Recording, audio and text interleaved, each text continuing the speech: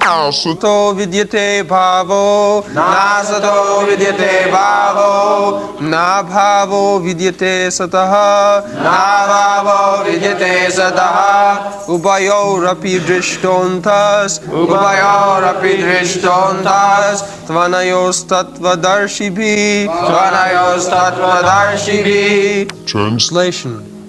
Those who are seers of the truth have concluded that of the non-existent there is no endurance, and of the existent there is no cessation. This seers have concluded by studying the nature of both.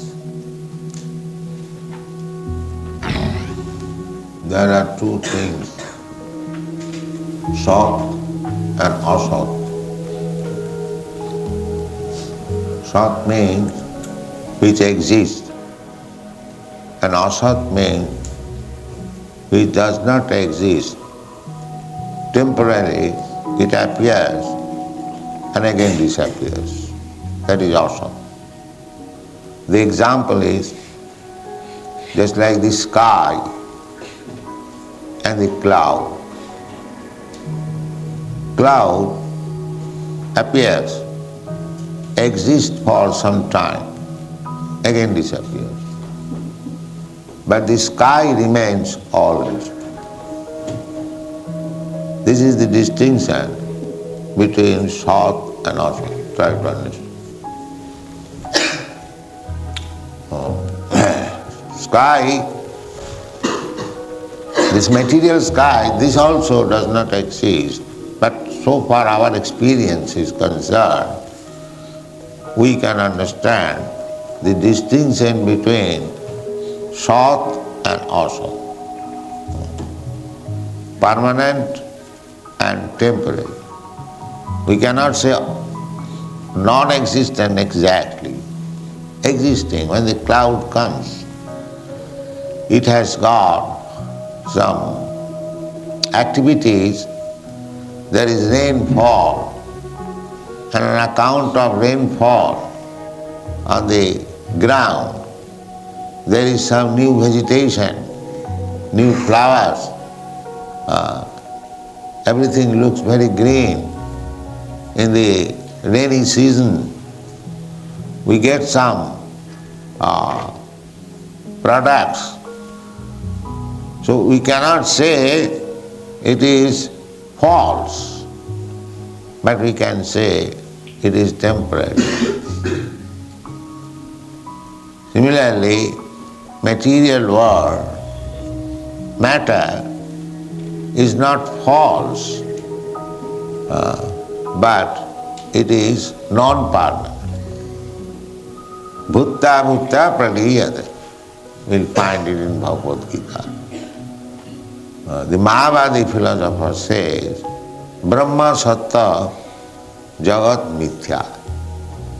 The spirit is truth, and jagat, this material world, is untrue, mithya, false. We say that everything is emanating from the Supreme. Jato va imani bhutani jayanti. Everything is emanating from Brahma, the Supreme Absolute Truth. So that cannot be false, because Absolute Truth, how from truth false will come? This is our philosophy.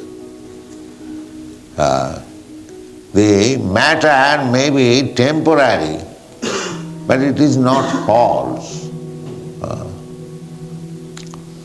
The Vedic injunction is ma asato, ma asato, sadgama.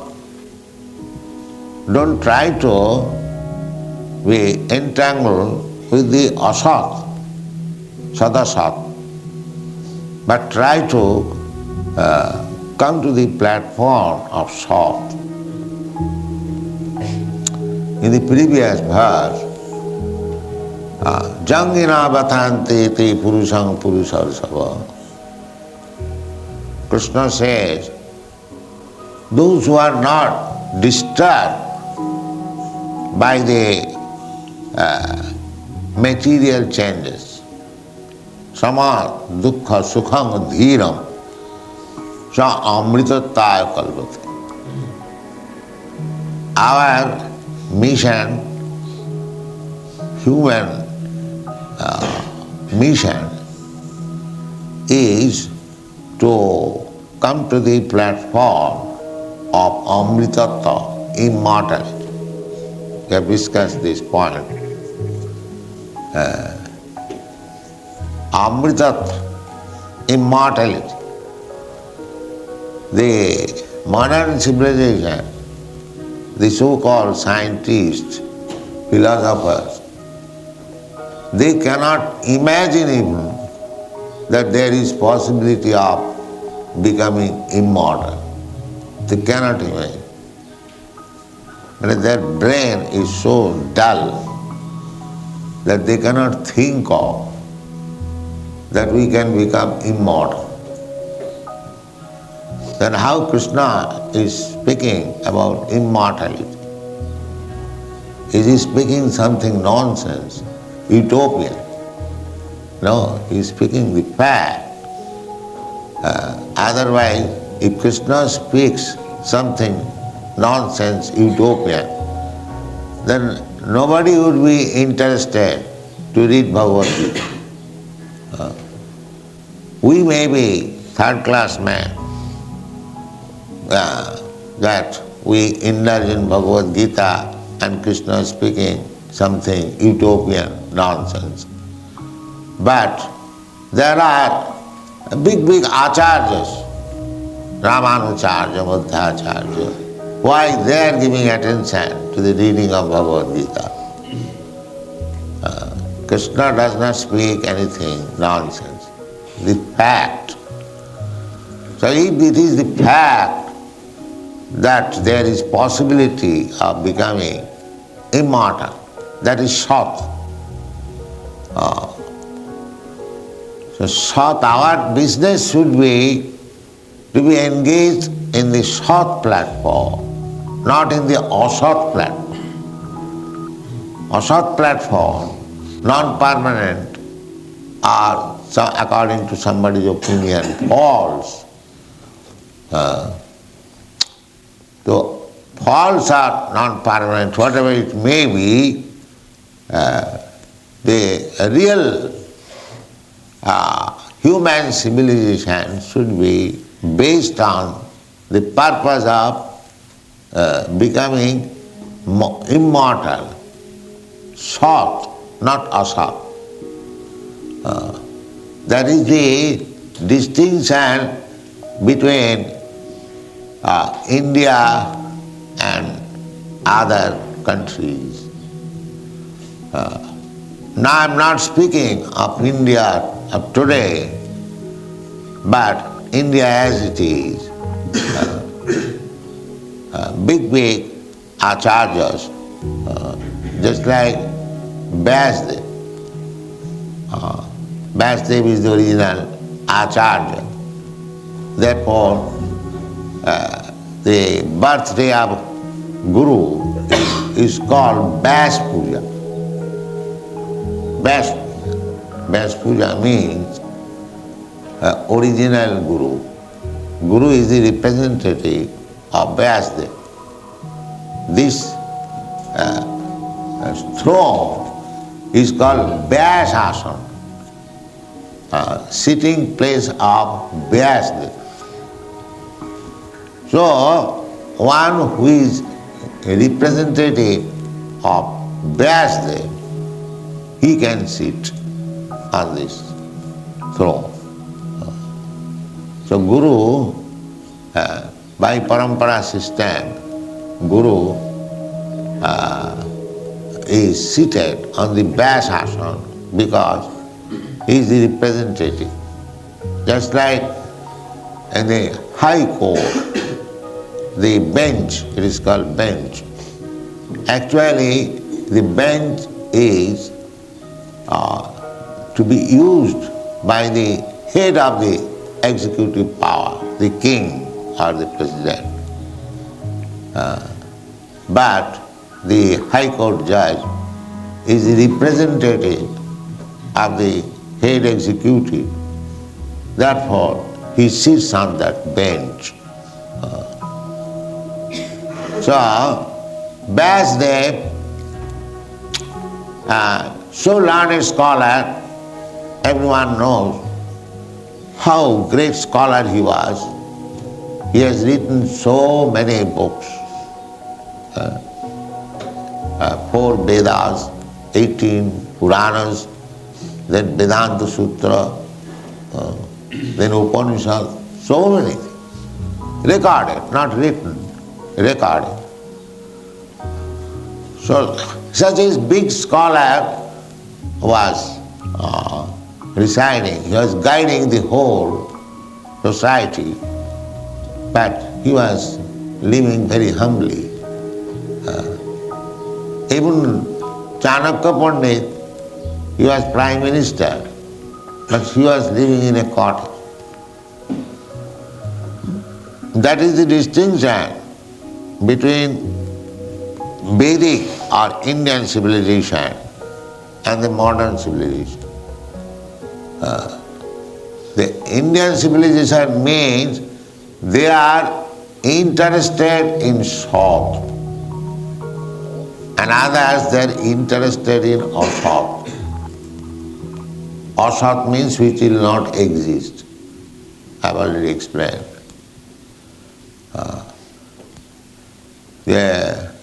In India, of course, materially, 5,000 years ago, materially also, India was very opulent. 5,000 years. In 500 years or 400 years, India was so opulent that Europeans were attracted to go to India. Even during the time of Mughal Empire, it was so opulent. Those who have gone to India, you will find, if you visit in Delhi, the Red Fort, you will find there are pictures of birds and trees on the wall, and the eyes of the bird is now whole, or some parts, means it was bedecked with jewel. On the wall there was decoration of birds, just like we paint now. There is also paint, but that is not painting, set up with stones, and the eyes and other parts of the bird or trees, flowers, they are bedecked with different types of jewels. Now all these jewels have been taken away when British government was there, and they are now protected in the British Museum. So far I've heard. But the jewels were taken away. That's a fact. Anyone can see that. So, material opulence, and of course, in India, it was not considered to have a big tin car or plastic plates. Material opulence means jewels, gold, silk, butter, that is material opulence. Not plastic pots or plastic bucket, plastic cloth. It has no value. So anyway, India was concerned material opulence, whatever is gotten from the nature, not by industry, not engaging oneself in industry. Therefore, India, the leaders of India now, they are finding that on account of our negligence to the material side of life, we have become poor. So the purpose is that the East and West difference is that the Eastern people means India, they stressed on this short portion, the permanent portion, the spiritual civilization. Their aim was how to make this life perfect so that I can become immortal. As I explained the other day, oihistang jat punarjanma jayaya, jat tat punarjanma jaya. The whole effort was how to conquer our birth and death. So modern people, they do not understand that birth and death can be conquered. They can imagine it. Sometimes they say that by scientific advancement, someday we shall become immortal. They also expect to become immortal. But expect or not expect, here is the information from Bhagavad Gita. Krishna says, he is not speaking something nonsense or utopian. It is fact that we should be interested in the permanent life, not temporary life. This life, this material life is temporary. We may live for 10 years or 10 hours. There are living entities, they live for 10 minutes. And there are living entities who are living for 10 millions or 10 billions of years. Just like in the Brahmalok. They live billions of years. So all these duration of life, different types of duration of life are there within this material world. But still, it is not permanent. Even if you live for 10 billions of years, or you live for 10 minutes or 10 seconds, it is non-permanent. That is being explained here. Nasato vidyate bhavo. Asatah of this material body, it has no endurance. It will not endure. It will not be permanently existing. Nabhavo vidyate satah.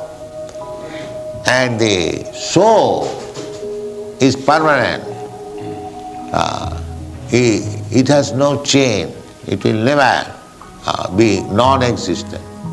Krishna is explaining.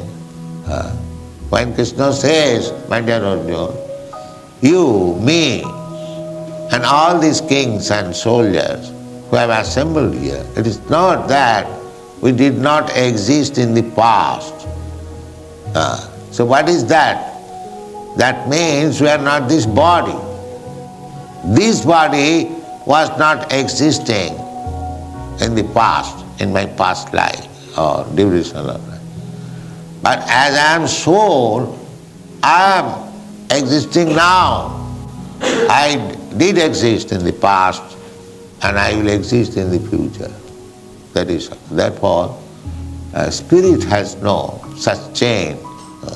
Narottam Thakur has sung, Satasanga chhari koinu asate bilas, te karane lagilo mor karmabandha phas. Karmabandha phas means entangled. Sometimes you have got experience that threads, they become entangled. It is very difficult to find out where the beginning is, sometimes spoiled. So, on account of our attachment to this material body, we are becoming entangled. Satasanga chhari koinu asate bilas. This meeting, as we are holding, this is called satsanga. Satsanga because here there is no other business, talking on nonsense, on material things. Here only we talk about the spirit soul about Krishna, about relationship with Krishna, how to act to satisfy Krishna. This is the business here. That is the difference. Formerly, this place, Manor, was known as Pigos Manor. Now we have named Bhaktivedanta Manor. What is the difference? Formerly it was for sense gratification. Now it is meant for elevating one to the spiritual standard of life. So anything can be changed like that. For satsanga, satsangas mukta dussanga. If you continue satah, as it is said, satsanga, then you advance in spiritual life. And if you associate with asatah, then you become degraded. This is the policy. Satasanga chari koinu asate bilas te karane lagile mor karno. Don't be entangled. Try to become liberated from the entanglement. That is the mission of life. So these things cannot be understood so long we are in the darkness. Darkness means sinful life. The more we are engaged in sinful life, we cannot understand what is satsanga and what is asasanga. So we should be purified. The whole human life is meant for purification. Jasma suddhita satya. Satya means existence. Suddhet means becomes purified. Just like a diseased man, contaminated by some disease. The medical treatment means he has to be purified from the contamination. Similarly, we are impure in this material existence by contamination of the three modes of material nature. Satagun, Rajagun, Tamagun. Goodness, passion and ignorance. See, even if we are contaminated by the quality of goodness of this material world, that is also contaminated. That is also cause of our entanglement. Goodness, Brahman, if he thinks that now I have Brahminical qualification, I am now educated, I am very cleansed, I am very controlled, this is a Brahminical qualification, I know what is what, jnanam, vijnanam, but he does not try for becoming immortal, then that kind of thinking is also bondage. That I am this, I am that. Even though he is very learned, sattva, sama, dhamma, titikha, suci, all these good qualities are there. But if he does not try to go further ahead, how to become immortal, so this type of fine entanglement is also entangled. And those who are passionate, they are thinking, I am so rich, I am so powerful, I have got so many nice business, bank balance, I have got my big family, nice wife. These are passion conception of life. So they are certainly bound up. And those who are ignorant, means one does not know what is the value of life. Lying down anywhere, lazy, sleeping, unclean, do not know the value of life, there is ignorance. They are very firmly bound up. So, liberation means the more you are enlighten the value of life, the more, then you become liberated. The more you become liberated, the more you are advanced in your spiritual knowledge, satah, satsang. Therefore, these meetings which we hold every day, they are meant for advancing in spiritual life. Here there is no program how to become very rich, how to possess more motor cars, how to have more bank balance, how to have nice dress. These are material things. Or ignorance, how to sleep 34 hours a day, although we have got 24 hours only. Here we see big men, they sleep up to 2 o'clock. Early rising means 2 o'clock. That is also early, but not at day 2 o'clock. At night 2 o'clock if you rise, that is nice. But they are accustomed to get up 2 o'clock because they think the more we sleep we enjoy life. Therefore they are sunyavadi. They want to become zero, sleeping always. Sunyavadi. Make everything zero. That is called sunyavadi. No, that is not life. Sunyavadi is not. Activity is life. Kirtaniya sadahari, Chaitanya Mahaprabhu says, don't become zero, but be engaged always in chanting Hare Krishna Mahaprabhu. That is Krishna, Chaitanya Mahaprabhu's cult. We are not going to be zero. We want to be very active, but active not for sense gratification, but for Krishna's service. Now what is Krishna's service? That we are teaching how to worship Krishna. Savanam kirtanam Vishnu, smaranam padasevanam, archanam bandhanam dastam, sakham matu nivedanam. These are 9 kinds of services. They are short.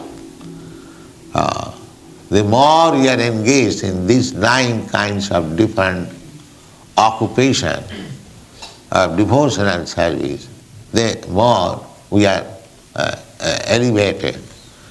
And the more we are engaged in activities of material sense gratification, we are degraded. Samayeva hi kevalam. You have got nice office, material point of view, nice business. So if you perform that business, office work, your duty very nicely, but you have no Krishna consciousness, the Shastra says that samayeva hi kevalam, it is simply wasting time and laboring hard, that's all. Therefore, Krishna said that this is the distinction between sat and asat. And we should not be very much interested with the asat, then our life is spoiled. We should be interested with sat. That will make our life success. Then we make progress for Amrita. Unfortunately, people at the present moment, they do not know, neither they can imagine it, that there is possibility of becoming immortal. This is a very important point. There is not possibility, there is fact. And Krishna, Kirtan is so important. In the Shastra, many places they say, Kirtanadeva Krishnasya mukta sangha parang brajati. That param means spiritual. There are 2 kinds of para and apara prakriti. Apara prakriti, para prakriti. Aparayam. Yam, this material world, is apara, inferior energy. itastu viddhi me prakritim para. Besides this, there is another prakriti, another nature, which is para. Para means spiritual. So, we should be interested with the para, not with the opera. Why? And that is real life. That is real life. Here it is said, ubhayor, considering both this para and opera, the superior and inferior. Tattva-darsibhih, who will study tattva-darsibhih. Tattva-darsi means those who have realized the truth. Tattva-darsi. And you find this word tattva in various places. Tattva.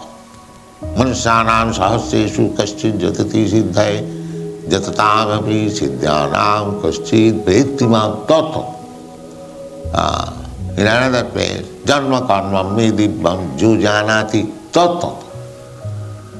Tato mam gyatya visate tadanantaram bhaktyamam abhijanati javan jasyami tattva. This word tattva is very important. Tattva means the absolute truth. True.